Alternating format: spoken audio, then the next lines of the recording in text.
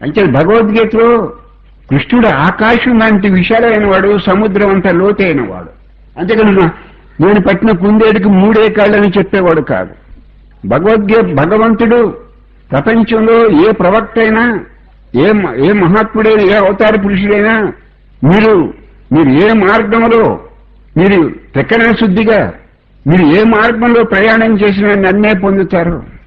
ఒక మార్గం ఎక్కువ కాదు, ఇంకో మార్గం తక్కువ కాదు. మీకు ఏది సులభంగా ఉంటే, ఏది తేలిగ్గా ఉంటే ఆ మార్గాన్ని అనుసరించండి, మీరు తరిస్తారు.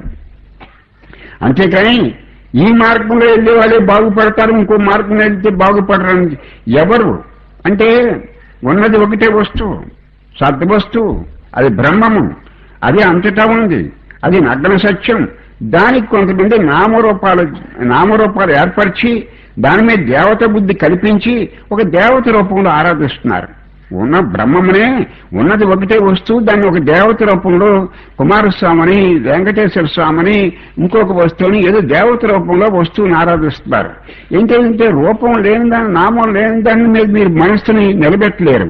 అంటే ఏదో ఒక రూపాన్ని పెట్టుకుని, నామాన్ని పెట్టుకుని ఆరాధిస్తున్నారు. ఎప్పటికైనా ఆ నామం రూపం కూడా మిమ్మల్ని నగ్న సత్యాన్ని దగ్గరికి తీసుకెళ్తుందని చెప్పిన వాడు కృష్ణుడు.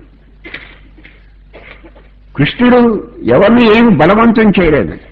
అర్జునుడు అంతటి వాడికి చెప్పి నేను చెప్పడం పూర్తి చేశాను, తర్వాత నేను ఇష్టం వచ్చినట్టు చేసుకో అన్నాడు. ఈ చెప్పడం నా ధర్మం, నా డ్యూటీ నేను చేశాను, తర్వాత నీకు ఎలా బాగుంటే అలా ఎలాగే చెయ్యని బలవంతం ఏమి చేయలేదు భగవంతుడు. ఎలాగే చెయ్యాలని వాడు చేయలేదు.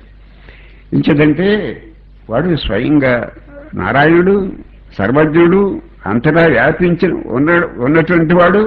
ఆ గీతని గురుముఖత శ్రవణం చేస్తే దాని వైభవం తెలుస్తుంది.